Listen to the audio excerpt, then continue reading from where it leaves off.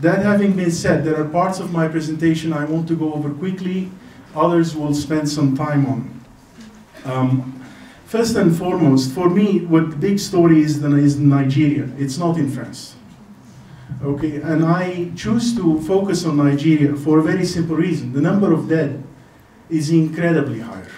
You're talking between 2,500 to 3,000 individuals killed, at least 3,000 structures destroyed. Boko Haram took immediate credit for this. These are statements by their leader indicating that they did this massacre and that they had killed these people. It's happening in northern Nigeria, so it's not happening in a Christian area or an animist area, it's happening in a Muslim area. So the victims are Muslim. Keep that in mind. This is not an interreligious issue, it's an intra-religious issue. Here is infrared photography from space of the village before the attack and then after the attack. The red dots indicate human heat. All right, so this is why, for me, this is the real story. What happened in the Ile-de-France attacks is more an application in a mini scale to what happened in Nigeria, what happened in Beslan, Russia, what happened in Mumbai, India, and what happened also very recently in Peshawar, Pakistan. You know what happened there, I'm not going to go over it. Agap, Qaeda in the Arabian Peninsula immediately claimed credit. You had open public statements that the brothers involved were operatives for Agap. And Ayman al-Zawahri apparently had ordered these attacks. These fit within a pattern. If you look at recent attacks, Beslan happened in the 90s, Mumbai a few years ago, Peshawar very recently. You have basically light infantry attacking civilian targets. So you have people with machine guns, they have been trained to use them, and they're attacking civilian infrastructure. Okay, schools, newspapers, churches, mosques, mazars, etc., darihs, etc. Essentially, what's being attacked is institutions of the society, not of the state. This is an important distinction. I'll return to that later. Historically, terrorism was a tool. If you wanted something changed, democratic processes are not available or are not working, sometimes you resorted to violence. This is the case with the Irish Republican Army, up to Easter Uprising, 1916, you know all that. The Americans resorted to it in their War of Independence. A number of other groups used it also to secure national self-determination. In that case, there is a use of violence and even terrorism as a means to an end. And as a result, that meant that terrorism was limited. It was not going to touch people in a way that will make the cause that the terrorist is pursuing unpopular. That changed. Even when Carlos Marighella, a Brazilian Marxist practitioner and theoretician of terrorism, endorsed attacks on civilians, it was civilians related to the state. Policemen, industrialists, massive landowners, etc. Here is a quotation from him, and you can see it for yourself. So the attacks are limited to people who are important, who are the backbone of the state that's being attacked, to achieve some political end. Something changed. And what changed was a book by Brigadier General S.K. Malik of Pakistan. He wrote the Quranic concept of war. That's his conception, by the way. I don't want to debate whether he is correct or not. That's between you and Mr. Malik, not between you and Mr. Kalpakian. You got it? He makes terror central. For Malik, terrorism is not a means to an end. It's an end to itself.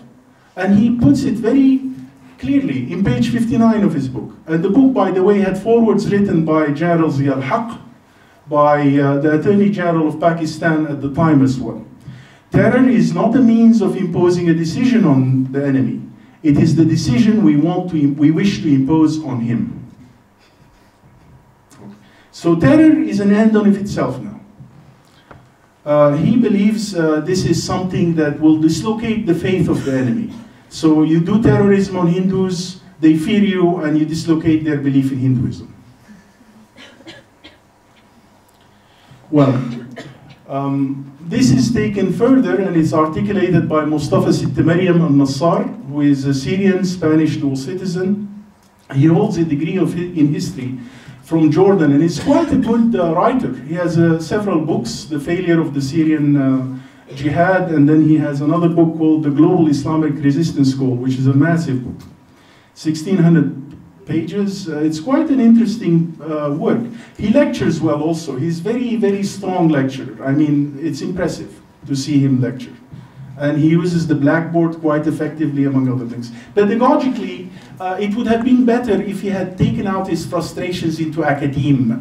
But hey, he wants to take them out in terrorism. What can I do? So what's in his writings? First and foremost, dispersion. There is no front line. The front line is the whole world. There is no forward, there is no backward.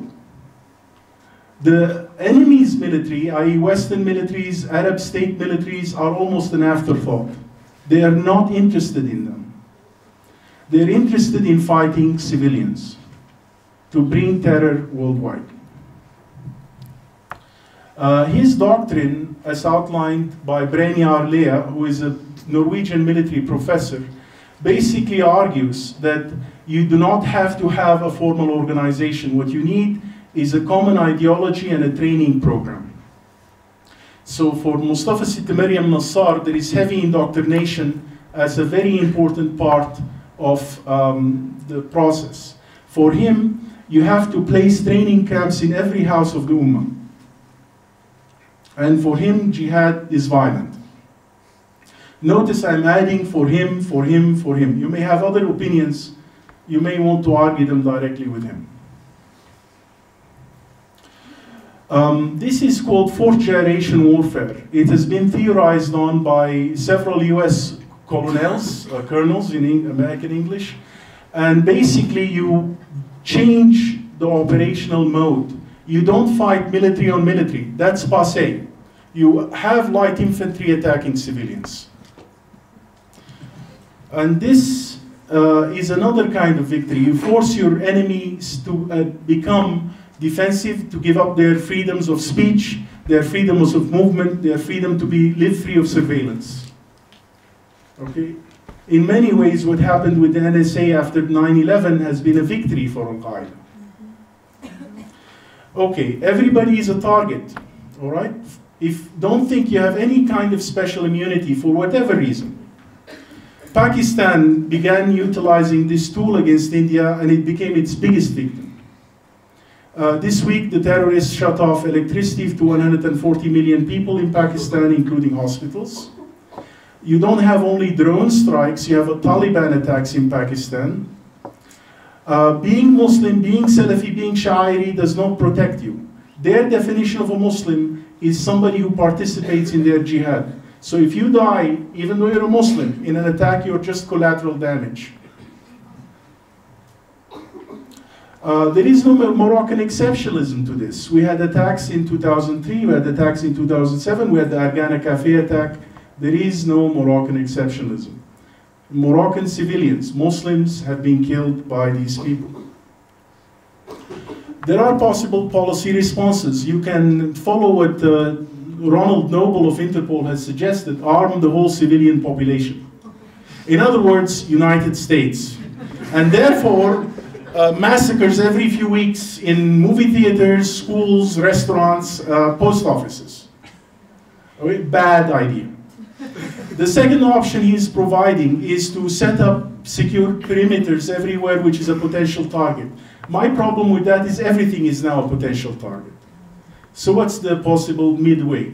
You have to have a professional paramilitary police force that's present at places where you can have a potential attack. Reminds you of something? Yes, it's hazard. Yes, it has a cost. People get afraid to see armed police officers and armed soldiers on the street. That's not a comforting feeling. There is a cost to it. Some good news. These movements eventually collapse. They're not forever. okay? They do takfir on each other, and they end up eliminating each other on the long term. Historically, we have had these in many kinds of ideological systems. In Christianity, we have had them. We have had them in anarchism. We have had them in violent forms of communism. We have had them also in right-wing extremism of all kinds. The states that contain populations that have empathy for these movements are cracking down on the funding. So that's excellent news. Finally, you have, I think the ultimate recourse is to go to civilian courts in pursuit of damages from the funders of terrorism and from the terrorists themselves and their families. In many countries, there is family liability for persons' actions, like Saudi Arabia. Saudi citizens who engage in terrorism should be thinking about their families being sued for it. Here are the consequences of the Peshawar attack. This is a picture on Facebook put up by Talha Munir Paracha, a Pakistani student. It could be you. After. Okay, you get what went on here? Here is Mosul's Surbech Miazin church being burned by Daesh. Okay, that's my church in Mosul being burnt down by Daesh. So folks, Dr. Kalpakian is a target. Okay? My Salafi incense dealer in Azru is a target. You are a target. We are all potential targets. Nobody is exempt. But if we begin to fear and refuse to live our lives in freedom, they win. Time is on the side of those people who want normalcy, who want friendship, who want economic development, who want social and economic equality, and who want freedom. Any objective and wider reading of history would have led Nassar and Malik not to come up with these ideas. Unfortunately, they did, and now we will be paying the price for a while. Thank you very much, and I hope I didn't get too much.